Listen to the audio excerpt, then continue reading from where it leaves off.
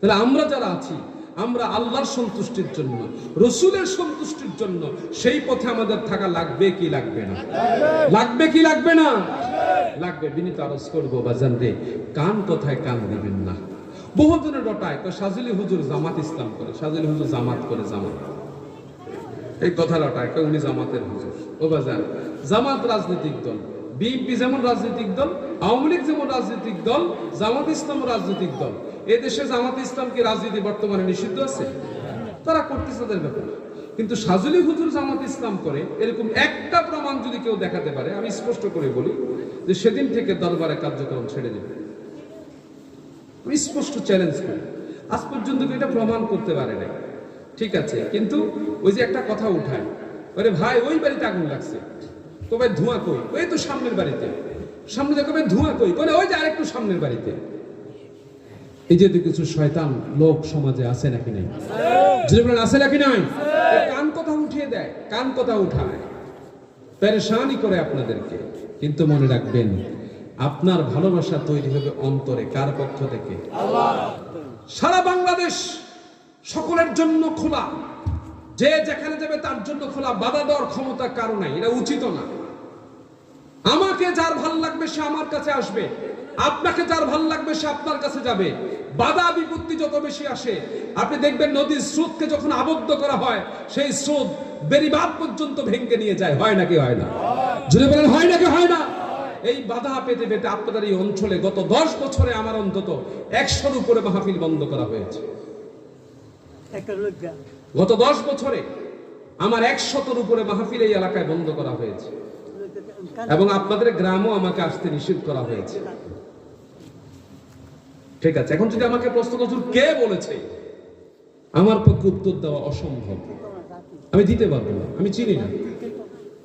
কিন্তু যখন মাহফিলের প্রস্তাব এসেছে, আমাকে একবার দাওয়াত দিছে, পরে কে হুজুর দয়া করে মাফ করেন হুজুর, আপনারা আনতে পারতেছি না।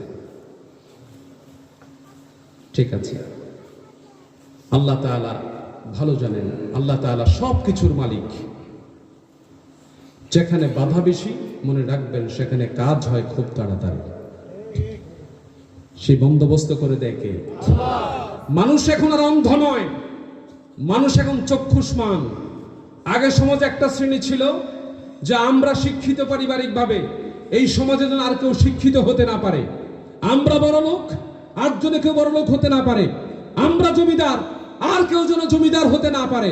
কিছু মানুষের এরকম পিছনে চাওয়া ছিল, মুরব্বীরা ভালো জানার কথা। এ জাতীয় চাওয়া বর্তমান সময়ে কিন্তু এখনো নাই, তা কিন্তু না। কিন্তু মনে রাখবেন, আপনি যেটা বাধা দিয়ে রাখতে চাইবেন, সেই বাধা একদিন আপনার জন্যই খড়গ হয়ে দাঁড়াবে। বুঝতে পেরেছেন? রক্ষাকারীকে, রক্ষাকারীকে। আপনাদের এই পাশেই, হরিপুরের ওই পাশে মাহফিলে আসতে বাধা, মাহফিলে আসতে দিবে না। ডক্টর এনায়েতুল্লাহ আব্বাসী সাহেব জৈনপুরের হুজুর সহ মাহফিলে একসঙ্গে, আমি সহ। আপনার হরিপুরের পূর্বপাশে গ্রামের নামটা কি জানি? গহিনখালী। গহিনখালী না দিন গ্রামটা?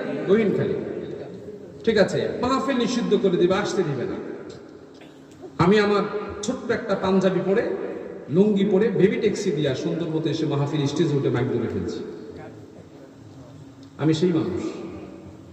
আমি এই সমস্ত বাধা বিপত্তিকে ভয় পাই না, আল্লাহর মেহেরবানি। আমি মনে করি মৃত্যু আমার আল্লাহর হাতে। কার হাতে? যে বলুন না মৃত্যু কার হাতে? আওয়াজ করে বলুন মৃত্যু কার হাতে? আল্লাহর হাতে। সাজিলা দরবার শরীফ কশ্চিন কালো কোন রাজনীতির সঙ্গে জড়িত নয়। আমার ভাই করতে পারে, আমার আপনজনেরা কেউ করতে পারে। আমার বেলায় আপনি চিন্তা করে দেখুন, আমার আব্বা জীবনে ভোট দিতে দেখি নাই, আমার মাকে জীবনে ভোট কেন্দ্রে যাই দেখিনি, আমি ব্যক্তিগতভাবে ভোট কেন্দ্রে যাই না, আমার ম্যাডাম ব্যক্তিগতভাবে ভোট কেন্দ্রে যায় না। তারপরে যদি আমাকে বলা হয় আমি রাজনীতি করি, আমি ভোটের রাজনীতি পছন্দ করি না। এই ভোটের রাজনীতি ইসলাম সিদ্ধ নয়। এটা ইসলামিক দলের নামে হোক আর অনিসলামিক দলের নামে হোক, বর্তমান আমাদের দেশের প্রচলিত গণতন্ত্র, ভোটের রাজনীতি, এটা রসুলের আদর্শ বিবর্জিত, এটা আল্লাহর হুকুম বিবর্জিত। আল্লাহর হুকুম, রসুলের হুকুম হচ্ছে খেলাফত। হুকুম কি? আমার রসুল কিভাবে গণতন্ত্র দিয়া ভোট করাইয়া এমপি বানাইয়া সংসদে ভোট পাস করছে? করে নেই। এটা আমাদের দেশে বর্তমান প্রচলিত। আমি এটার বিরোধিতা করি এবং প্রকাশ্যে বিরোধিতা করি।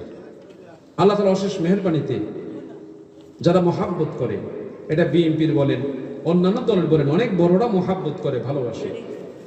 শাহজিলা দরবার শরীফ মুরিদের ব্যবসা করে না, এটাই হচ্ছে মূল ব্যাপার। আমার আব্বাজানের জীবনে মুরিদ ছিল 31 জন। আমি ব্যক্তিগতভাবে মুরিদ করতে চাই না, মুরিদ করতাম অনেক সময়। দরবারে মোবাল্লিক যারা, দায়িত্বশীল যারা, তারা বললো, হুজুর যদি আপনি এই কাজ না করেন, কোনো মানুষ যদি বিপদে চলে যায়, আপনার কাছে আসলো কিন্তু আপনি মুরিদ বানালেন না, সে অন্যায় পথে চলে গেল, আল্লাহর কাছে আপনি কি জবাব দিবেন? এই তখন আমি বায়াতের পথে নামি, তখন আমি এই কাজটা করা শুরু করি, কিন্তু এর আগে আমি এটা করতাম না। তো আপনাদের এখানে আজকে আলহামদুলিল্লাহ হাজী সাহেব স্মরণ করেছেন, আল্লাহ ওনাকে রহম করুক, মুরব্বী মানুষ। আপনারা যারা সহযোগিতা করেছেন, বিশেষ করে যুবক ভাইরা যারা আজকে দেখেছি পরিশ্রম করেছেন, যুবকেরা এই প্রান্ত থেকে সেই প্রান্ত দৌড়াদৌড়ি করেছেন, সেই গাড়ি থেকে শুরু করে, দোকান থেকে শুরু করে সর্বস্তরে যুবকদের যেই অবস্থা আমি